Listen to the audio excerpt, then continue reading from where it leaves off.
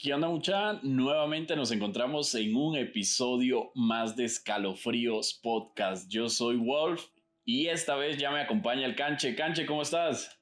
Ahora sí, bien, Wolf, aquí ya feliz de regresar a nuestra normalidad.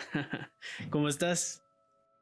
Bien, vos. La verdad que en estas semanas pues nos ha permitido tener más material y lo importante es que todos nuestros seguidores nos siguen enviando historias que nos están poniendo en temas de escalofríos y unos miedos en la noche que creo que la mayoría lo ha experimentado Sí, con esta nueva temporada.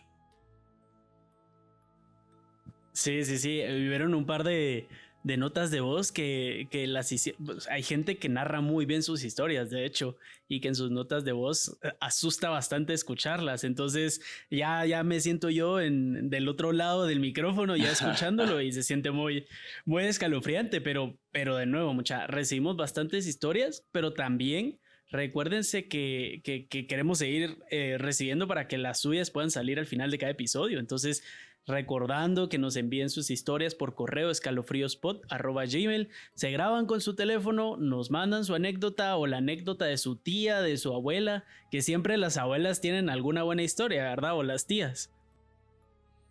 Exacto. Yo creo que sí ha sido como importante también escuchar esas historias que necesitan ser contadas porque más de alguien ha tenido esas experiencias paranormal, entonces han sido muy importantes y vitales en cada uno de nuestros episodios para darle ese plus y poder tener también esa interacción con cada uno de ustedes que nos escucha. Así que también seguimos esperando las demás Sí, definitivamente. historias, porque hemos recibido historias de diferentes países, así que pues siempre pueden seguir interactuando con nosotros. Y pues sin más avisos, Canche, vamos a iniciar con el episodio de esta semana, que es del número 4. Ya, como decíamos, tenemos la temporada súper recargada, ya programada con varias historias. Y pues, como lo prometido es deuda, dijimos que cada semana íbamos a estar variando entre una historia de asesinos en serie o asesinatos sin resolver y también historias paranormal, porque eso es lo que han pedido ustedes ahí en nuestras diferentes redes sociales y pues este día les traigo yo una historia de un asesino en serie. Y lo que resalta acá, Canche, es que es el peor asesino en serie de Corea del Sur. Una historia muy impactante y pues tiene muchos datos curiosos y que ha venido a resaltar en estos últimos meses y por ello la traigo en este episodio.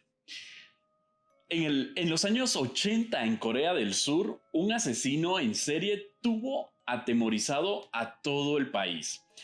Entre 1986 y 1991, 10 mujeres entre las edades de 13 a 70 años fueron violadas, estranguladas y asesinadas en la localidad de Wansenhum. Como no sé ni coreano ni chino, por si nos escuchan por en esos países y está mal pronunciada esta ciudad, pues me van a disculpar. Pero así fue como estuve buscando que era la pronunciación. Esta ciudad quedaba o queda a 40 kilómetros de la ciudad de Seúl, repitiéndose el mismo modus operandi en estos 10 asesinatos. La policía desplegó su mayor operación de la historia en búsqueda del culpable. La lista de sospechosos llegó a superar 21,000 personas como posibles sospechosas de esos 10 O sea, asesinatos. o sea, todo el mundo era sospechoso, definitivamente. Totalmente, o sea, está enmarcado en todos los informes que estuve investigando como una de las operaciones como que ha sido relevante y ya vas a ver más los datos más específicos en esta historia. Con miles de horas de entrevistas y millones invertidos para dar con el asesino en serie. Y eso que eran solo 10 asesinatos en esa época, pues en varios países Ujú. han sido más asesinatos y pues no se ha invertido ese tiempo ni la cantidad de investigadores. Los asesinatos en esta ciudad tuvieron lugar entre septiembre de 1986 y abril de 1991. A pesar de que la policía movilizó la cifra récord de 2 millones de agentes para esclarecer los casos. Sin embargo, no pudieron resolver estos casos y han pasado más de 2 décadas y todavía tenían pues una respuesta certera a estos asesinatos. O sea, solo el dato creo que se queda como, me quedé sorprendido yo de cuánto invirtieron, o sea, como si fue una orden presidencial y en esa época pues de repente tal vez no estaban tan de alto o con mucha incidencia este tipo de asesinatos, y creo que pareciera una Tal vez instrucción. lo que habría que ver sería a quién mataron, porque esto pasa, digamos, una movilización tan grande a veces pasa en los países Sí. latinoamericanos porque se hayan echado a algún familiar de algún político importante, ¿verdad? Algún diputado, algún gobernador o la familia del mismo presidente, tal vez. Claro, en este caso, pues los datos de las víctimas no fueron tan revelados en cada uno de los informes policiales. Podría ser lo que vos mencionás, tal vez por mantener esa reserva y que también la decisión haya sido por alguna de estas circunstancias. Sin embargo, en todos los informes, datos de las víctimas, pues las mantienen en reserva porque los casos todavía se encontraban en investigación hasta el año pasado, que ya vamos a ver ese dato curioso. El modus operandi del asesino consistía en que se acercaba a las víctimas, mujeres, y las seleccionaba entre las edades de 13 y 70 años. Prácticamente unas edades como de una u otra forma pues más vulnerables, y creo yo que serían como las víctimas más perfectas para el momento de poder de una u otra forma intervenirlas, ¿verdad? Que pues son Sí. muchachas adolescentes y ya a los 70 años pues ya una persona de tercera edad, entonces pues puedes manipular, puedes ejercer fuerza en el momento de interceptarla. En las zonas rurales por la noche, principalmente todos los asesinatos los describen que fueron en áreas rurales. Me imagino que por las distancias y lo desolado se prestaba también para este tipo de actividades. Dentro de las víctimas, pues su función principal era violarlas y posteriormente matarlas.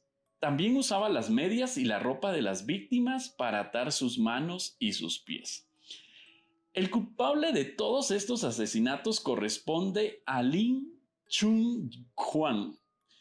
Como les digo, no sé si está bien pronunciado, de 56 años de edad, que fue identificado recientemente como el principal sospechoso de los 9 crímenes en serie que tuvieron lugar en esta ciudad y en sus alrededores entre los años de 1986 y 1991.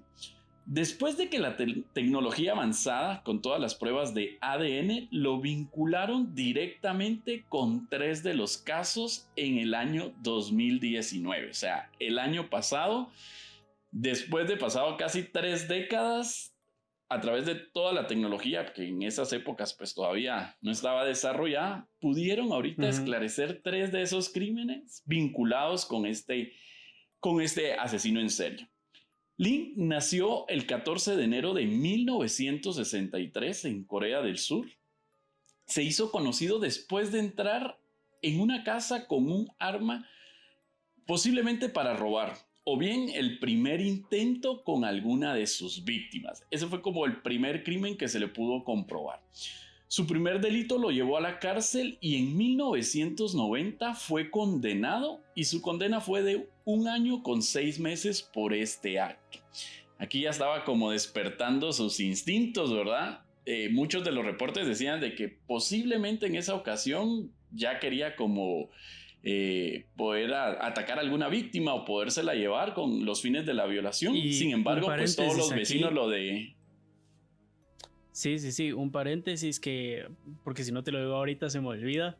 El dato que me diste de que cumplió una sentencia de 1 año y 6 meses por su primer asesinato, ya lo hemos visto en varios casos del siglo pasado, que las primeras sentencias son muy cortas y que ni siquiera las terminan. Normalmente los asesinos logran salir por buena conducta porque son gente muy inteligente, que al final lo que quieren es tener un plan y los dejan salir como si nada al año y medio. Incluso lo vimos con John Wayne Gacy, que le habían declarado como 10 años y salió a los 18 meses y sí, o sea, prácticamente tienen una inteligencia muy alta y el Estado que no ayuda porque, bueno, la justicia que no ayuda porque les dan una condena muy corta las primeras veces. Claro, estamos hablando del siglo pasado, en donde se trataba de no meter a hombres blancos privilegiados a la cárcel. Claro, y lo que vos haces relevancia de que sí ha pasado con ese mismo patrón que tienen pues un intelecto, todos estos asesinos en serie que es como ya el patrón que se define pues sin ser psicólogos pues en este tipo de asesinos en serie. Sin embargo acá la condena de esta persona fue muy corta porque hasta ahí no había cometido ningún crimen. Solo lo habían como cachado ingresando al domicilio de una persona y todos los vecinos lo alertaron y ahí fue donde pues lo llevaron detenido porque sí estaba con un arma, ¿verdad? Entonces por eso fueron solo 1 año y 6 meses lo que estuvo en la cárcel. Pasados 2 años, el hombre interpuso un recurso sí de apelación ante las autoridades. O sea, te pones a pensar que, o sea, te cacharon con la pistola en la mano a punto de dispararle y te van a dar 1 año y medio. Pero si le hubieras disparado, te van a dar muchísimo más tiempo. O sea, ya sabían a qué había entrado porque tenía la pistola en la mano, pero no le quisieron dar tiempo porque en teoría no disparó.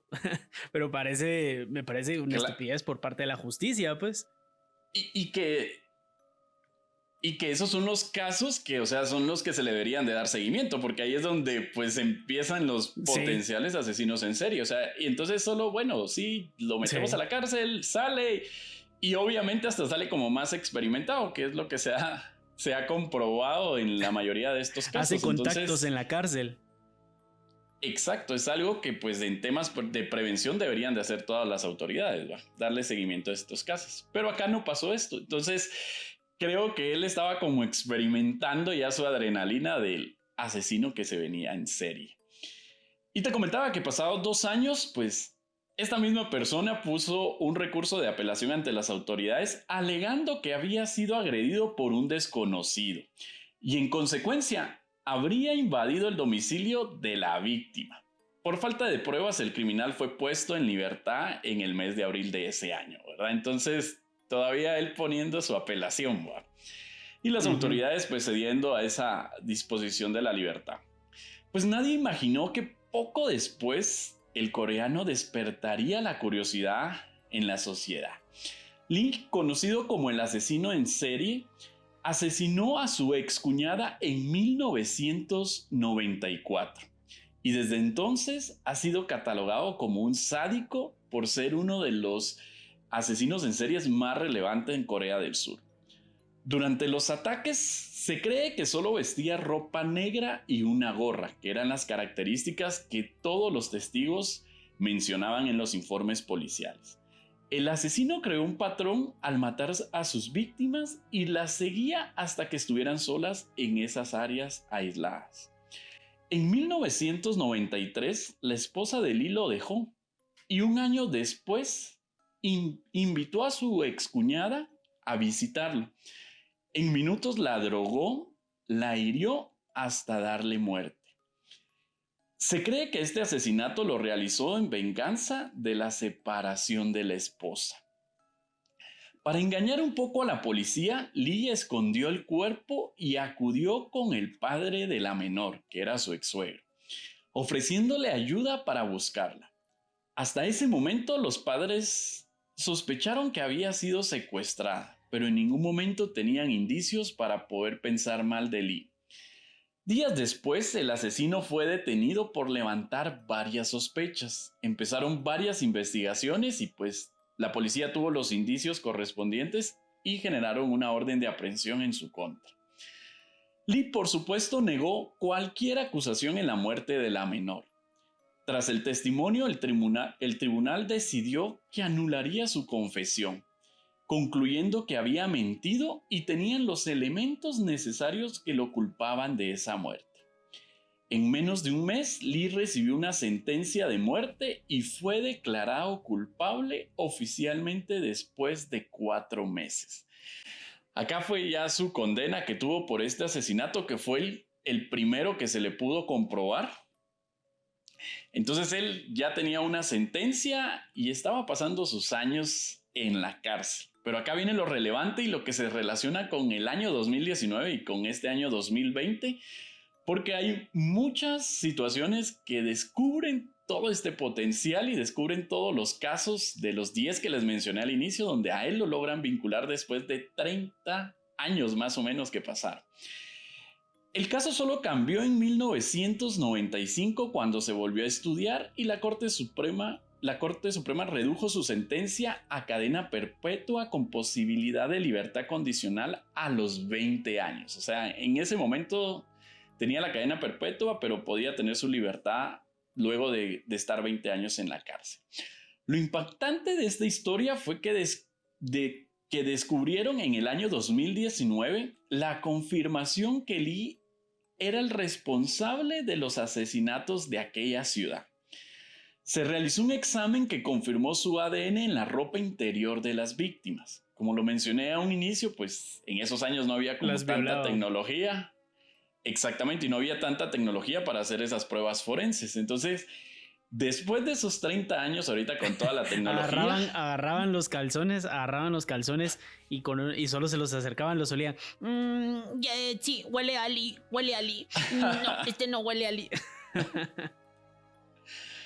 Cabal, o sea, eran como los métodos que se tenían en esa época, ¿verdad? Sin embargo, pues ya el año pasado abrieron otra vez estos casos para poder ya hacer utilidad de la tecnología, y ahí fue donde se confirmó de que el ADN aparecía en la ropa interior de estas víctimas. Además, el resultado también fue compatible con 4 más de las 10 mujeres asesinadas dentro de ese periodo. O sea, aparte de esas 10, surgieron más víctimas. Algo muy relevante, una de las declaraciones de un oficial de la policía indicó: identificamos que la detección de ADN era posible en algunos casos después de un largo periodo de tiempo, incluso si el ADN no se detectó en primer lugar. Este fue un punto inicial donde solicitamos un análisis forense, dijo el policía encargado de estas investigaciones, ya que en lo que estuve yo investigando, pues sí indagaron mucho a la policía de que por qué tanto tiempo y cómo se podían conservar todavía esas evidencias, ¿verdad? Pasado después de 30 años. Entonces él en sus declaraciones pues afirma de que sí es posible conservar todavía esa evidencia para poder lograr esos resultados. Una vez más, Lee negó ser el asesino en serie y fue apoyado por su madre y los lugareños, porque el año pasado pues explotó esta noticia al comprobarse de que sí él había sido el actor material de todos esos asesinatos, pero él lo seguía negando estando en la cárcel. Según los informes, Lee siempre fue una persona muy buena y no tendría ninguna posibilidad de que cometiera actos brutales. O sea, lo típico de todos los asesinos en serie que... Pues, sí, que tienen una imagen en su comunidad muy buena y que cuando sale a la luz del caso nadie se lo cree. Pero si él era tan bueno con todos. Cabal, sí. ¿Cómo va a ser eso posible? Sin embargo, el 2 de octubre del año 2019, el hombre reveló a las autoridades que había cometido 15 asesinatos. Los 5 que no eran conocidos por la policía, sin embargo, sí habían tenido relación porque eran en las mismas cercanías de las ciudades donde él había cometido los 10. También informó que había cometido más de 30 violaciones. Y aquí vienen como los datos escalofriantes para la policía y para todos los investigadores, porque creyeron de que solo eran esos 10 casos. Sin embargo, pues tuvieron varias intervenciones y varias entrevistas que le estuvieron realizando desde el año pasado y nunca confesaba, ¿verdad? O sea, nunca se hacía como culpable de todos estos hechos, hasta que un día de estos creo que lo cansaron de tantas entrevistas o algo y pues decidió confesar todos estos asesinatos escalofriantes y las cifras que no se imaginaban los investigadores. En el mes de noviembre del año 2019 se anunció que hay algunos asesinos seriales que lo vamos a ver en casos más adelante, porque yo he preparado unos casos de eso. Y por eso te lo digo que al final revelan todo su plan, digamos, revelan todos los asesinatos que hicieron, cómo lo planearon, en qué pensaron y todo, porque ellos necesitan eso, es parte de su psicología o de su psique, el recibir atención y recibir alabanzas, digámoslo así, o cumplidos en su cabeza para cómo hicieron las cosas.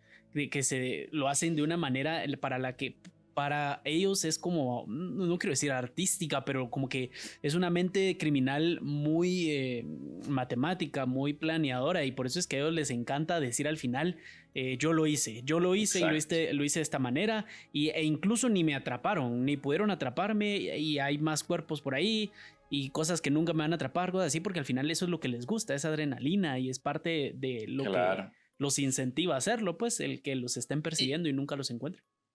Y disfrutan esa tensión, ¿verdad? O sea, acá más adelante les voy a comentar, o sea, fue una red de profesionales que estuvo en cada una de las entrevistas, o sea, desde el momento de la historia ustedes se dan cuenta la atención que se les puso a todos estos casos, ¿verdad? Desde el número de investigadores, todo lo que se invirtió, y también pues más adelante les voy a compartir también los profesionales que estuvieron a cargo de las diferentes entrevistas. Entonces creo que era como parte de lo que vos mencionás, o sea, de esa atención, y entre más atención tengo, más ego, y hasta cuando decido yo que ya los tengo en mis manos, pues puedo soltar todos esos detalles que les interesan, que al final él ya no tenía nada más que perder, o sea, estaba con cadena perpetua, entonces es como que pues solo le vamos a dar más tiempo, más protagonismo a estas historias, y es lo que disfrutan, ¿verdad? Y te sigo compartiendo, pues en el mes de noviembre del año 2019, pues se anunció oficialmente a la población que Lee era el responsable de los crímenes que aterrorizaron a la ciudad. Por supuesto que fue un hecho que impactó a todos, y pues muchos que habían vivido en esas épocas y recordaron esas historias de asesinatos, porque pues me imagino que tal vez no era tan común, por ello también pues había sido la relevancia en esa época. Con el anuncio, incluso los funcionarios de la prisión se sorprendieron. Según los trabajadores, Lee demostró ser una persona honesta y nunca se involucró en peleas con otros prisioneros, o sea, siempre manteniendo su perfil del bueno en la cárcel también. En sus testimonios, el criminal señaló varios detalles sobre sus acciones, incluidos mapas dibujados a mano de los lugares donde había asesinado a las víctimas. Cabal, lo que vos mencionaste hace un momento, ¿verdad? Entonces, hasta todo planeado, o sea, son unas mentes geniales, porque cada una de sus actividades lo tienen bien planeado. Y fue algo que también sorprendió a la policía, de que les diera con lujo y detalles todos estos mapas que él ya venía desde la cárcel, ya los venía trabajando. Parece haber sufrido un cambio de actitud, mencionan algunos policías. Cambios de actitud porque llegábamos semanas y semanas con él y no mencionaba nada, hasta que al fin se decidió confesar. No fue la policía quien lo indujo, dijo un oficial de la policía, ¿verdad? Entonces, creo que quería su protagonismo y dijo va a ser hasta el 2019, y vaya que no se esperó hasta el 2020, porque hubiera sido otra noticia aparte de la pandemia por esos rumbos, ¿verdad? Sin embargo, incluso con su declaración, Lee no será procesado por todos los asesinatos. En Corea del Sur, el plazo de prescripción de los delitos es de 15 años, y ese tiempo, por supuesto que ya pasó.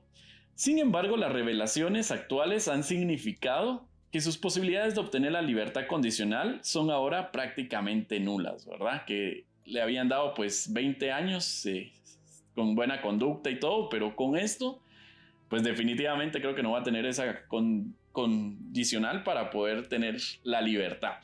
Sin embargo, pues tampoco lo pueden juzgar por esos delitos por el tema de prescripción. Entonces creo que es una situación que tienen en debate las autoridades. Obviamente que sí ha impactado, y por supuesto que no van a querer que ya salga. Lee actualmente tiene 56 años de edad, entonces todavía tiene como pues una vida por delante, y al momento de regresar a las calles, pues yo creo que hasta viene con las baterías recargadas, o puede ser de que haya cambiado, ¿verdad? Pero eso sí, no lo podríamos determinar. Para mí, que lo que deberían de hacer, si no lo van a meter preso, es lo deberían de ir a dejar a la zona desmilitarizada de entre Corea del Sur y Corea del Norte, tirárselos a Corea del Norte y ahí que pase lo que tenga que pasar.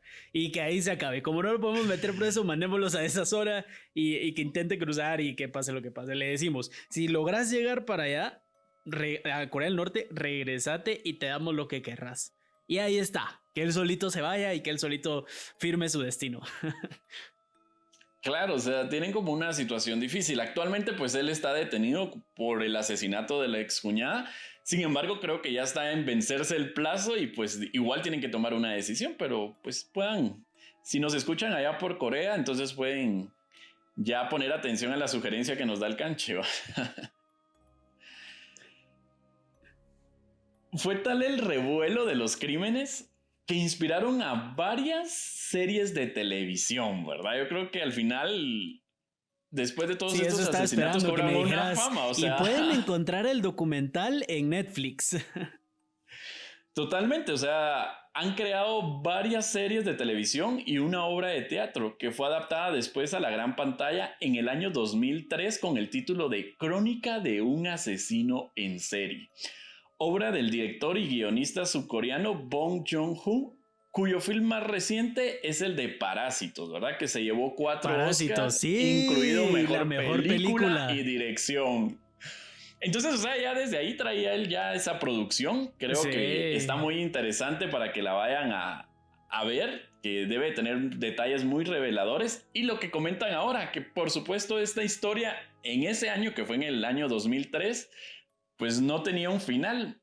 Entonces, hasta comentan varios usuarios, yo estuve en las investigaciones que realicé, que puede haber una segunda parte de esta película porque ya hay una historia que contar, ya hay un final que contar con este asesino en serie. Otro dato curioso en esta investigación fue que en el octavo de los 10 asesinatos en la ciudad de donde fueron acontecidos todos estos crímenes, un hombre de apellido John fue condenado en 1989 por violar y matar a una niña de 13 años de edad. Fue puesto en libertad condicional en el año del 2009 tras cumplir 20 años de prisión. John solicitó un nuevo juicio el año pasado cuando Lee surgió como el sospechoso principal del caso. O sea, aparte de todos estos asesinatos, resalta y destaca este asesinato número 8, porque en esa época condenaron y metieron preso a otra persona, que en teoría era la responsable. Sin embargo, algo que me llamó mucho la atención, que no hay como muchos detalles que puedan incriminar a esta persona de apellido John. Creo que en esa oportunidad lo hicieron por la presión que se vivía socialmente en esas épocas, porque algo que me pareció también como curioso, que dentro de este juicio que John presentó para alegar como su irresponsabilidad o que no era el responsable de estos casos, resulta que ahora todos esos informes policiales desaparecieron. Desaparecieron de todas las evidencias supuestamente donde lo condenaban a él como el culpable.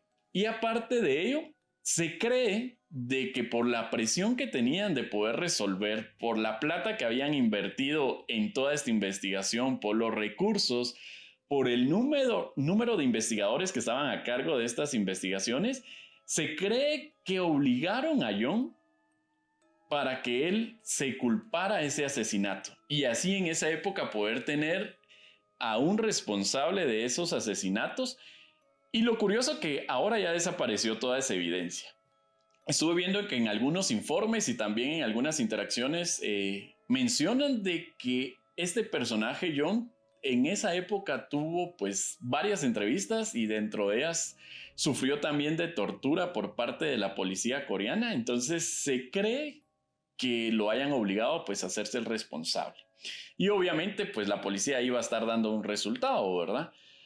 La policía dijo que los crímenes de Lee fueron motivados por la frustración acumulada y el deseo sexual debido a una vida monótona después de que fue dado de baja del ejército. Otro dato también como patrón de todos nuestros asesinos en serie de que o han prestado servicio militar y también por toda la vida y todas las experiencias que han tenido en el servicio militar, como si salen con un su trauma o salen con este tipo de acciones. Lo mismo sucedió también en nuestro episodio de la abuelita caníbal, si lo recuerdan o si no lo han escuchado, es interesante que ella pues pasó esa época de la Segunda Guerra Mundial Y decía que de tantas esas experiencias también pues la llevaron a ser como la caníbal de esa época. Entonces creo que fue una de las razones por el cual en los informes mencionan que pues despertó todos estos sus instintos en temas de violación sexual contra las mujeres y pues asesinarlas. Lee comenzó a violar mujeres en enero de 1983, cuando tenía apenas 23 años de edad. En septiembre de ese año cometió su primer asesinato. Durante los siguientes 4 años y 7 meses cometió un total de 14 asesinatos pues escalofriantes. Los cadáveres de su víctima se habían resistido con excitación o si estaban de mal humor, mencionaban en todos los reportes. O sea, que a él hasta le excitaba que las víctimas estuvieran pues frustradas de no poder hacer nada cuando ella las captaba.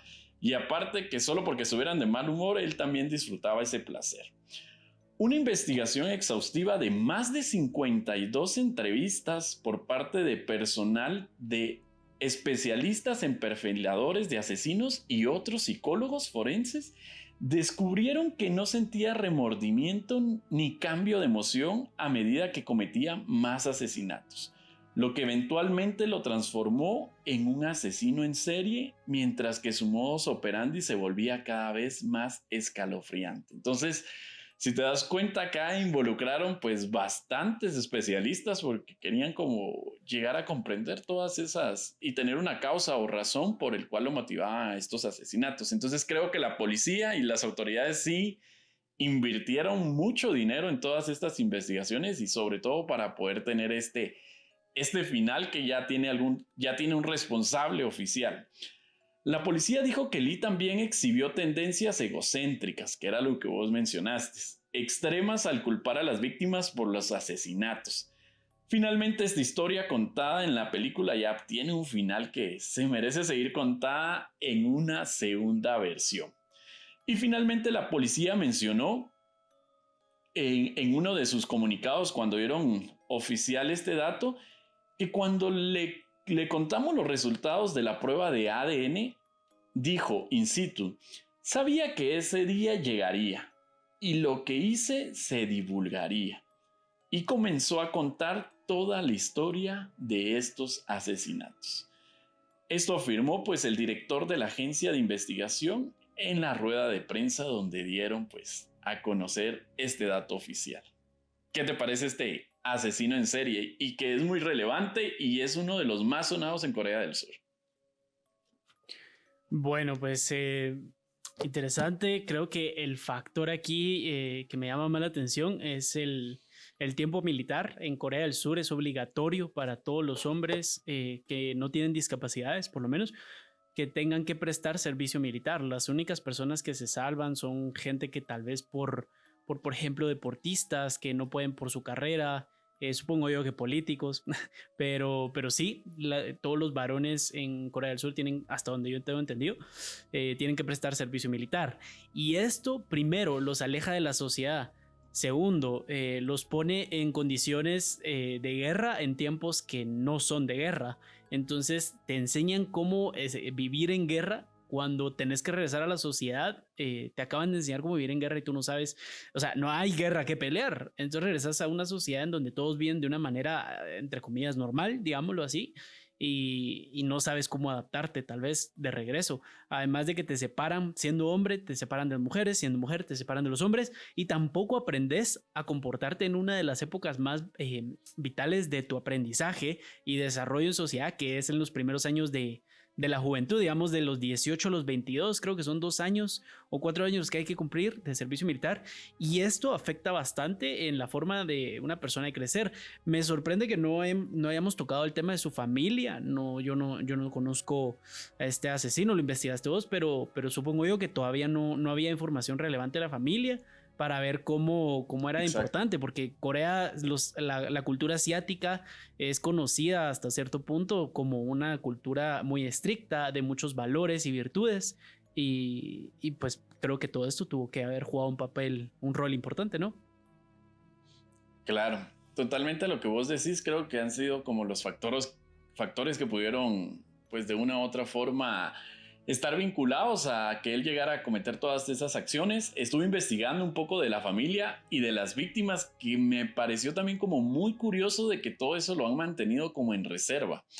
Entonces sí me llamó mucho la atención a lo que vos hacías ver con el tema de las víctimas, que puede hacer de que estén en reserva porque había información importante.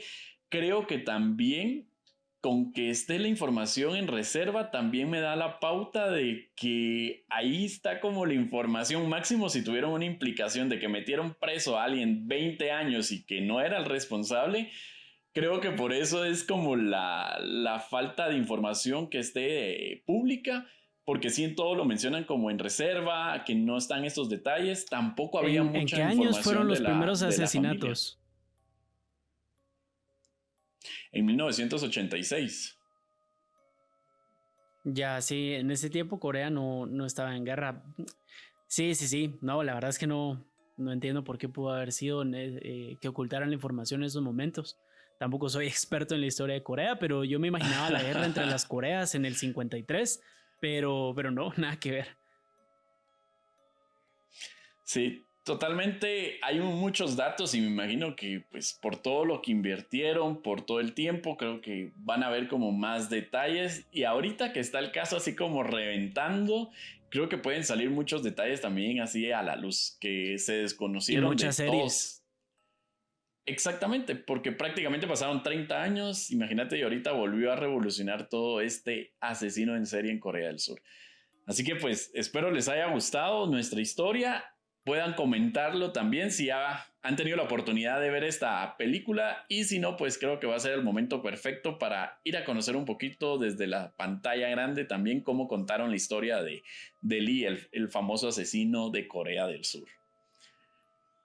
Así que siempre esperamos de que no se desconecten en este episodio, porque tenemos un anecdotario bacanche. Tenemos otro audio ahí que nos Sí, envían otro usuario. Entonces creo que va a ser importante para que si lo están escuchando en la noche, que sería el momento idóneo para escuchar estas yo creo historias, que pues. de nuestra gente que nos escucha, yo creo que tal vez un porcentaje muy pequeño nos escucha en las noches. La mayoría nos han escrito, nos dicen, me gusta el podcast, pero yo lo escucho en las mañanas, yo lo escucho en las tardes haciendo ejercicio, porque dicen que incluso nos han contado, yo tengo un oyente que nos escribió por Instagram y nos dijo, yo escucho su podcast, pero cada vez que hablan de hoteles embrujados, paro de escucharlo, porque por mi trabajo viajo mucho y me quedo mucho en hoteles, entonces ahí sí no me atrevo a escuchar las de hoteles. Entonces, con toda la compasión le decimos, honestamente, estas historias están hechas para divertirse y rompemos el miedito con un poco de humor negro que a veces no nos sale bien, pero lo intentamos. Entonces no creo que valga la pena perderse una historia de hoteles porque tampoco son tan aterradoras, considero yo. Ustedes nos dirán. Así es, entonces los dejamos con el audio que nos comparten y pues nos vemos en el siguiente episodio, siempre en Escalofríos Podcast. Yo soy Wolf y me acompañó Canche. Nos Nos vemos vemos. en la próxima.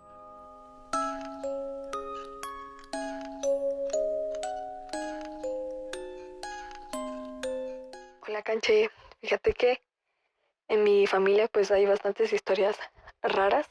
Al final me decidí por las dos que me marcaron más de chiquita. Y la primera es la de mi abuela. Ella se crió en Santa Lucía, Cochumalguapa. Y pues nos contaba que su papá tenía una finca grande y tenían caballos. Entonces en las noches los escuchaban galopando y relinchando. Y a la mañana siguiente el papá los levantaba temprano porque tenían que ir a quitarles las trenzas a los caballos con las que amanecían. Y dice que eran trenzas chiquitas que costaba bastante quitárselas. Amanecían con trenzas en la crin y también en la cola. Y yo le pregunté en algún punto por qué no se las dejaban. Y me dijo mi abuela que a ella su papá le dijo que era porque si no, pues el sombrerón, ¿verdad? Se enojaba y los podía lastimar. Entonces que era mejor que se las quitaran. Y al otro día, pues repetir la misma historia, ¿verdad? Y mi papá, por otro lado, se crió en Guastatoya. Y pues allá las casas acostumbran a tener un cuarto que da para la calle y ese cuarto tiene puerta a la calle. Entonces él dormía ahí, tenía como 20 años y pues ellos se criaron con la historia de una carreta y caballos que pasaban por el callejón, los oían pero nunca los miraban. Entonces, una de esas noches, él escuchó la carreta y decidió levantarse, abrir la puerta, ir a ver, no vio nada, regresó a su cama y seguía escuchando el ruido. Entonces, pues en lugar de volverse a levantar, lo que hizo fue correr la cortina de su cuarto y dice que ahí estaba el ojo del caballo viéndolo directamente. Él nos contaba que era un caballo negro, con el ojo entre amarillo y un poco de rojo. Se asustó tanto que salió corriendo al cuarto de mi abuela. Sus hermanos ya no vivían en la casa y después de eso ya no dormía con la luz apagada, ya no podía, no le gustaba dormir solo tampoco y le costó bastante tiempo como que volver a acostumbrarse a dormir pues con la luz apagada y solito, ¿verdad? Pero al final lo logró, pero sí fue algo que lo impactó bastante a él y a nosotras cuando nos contó.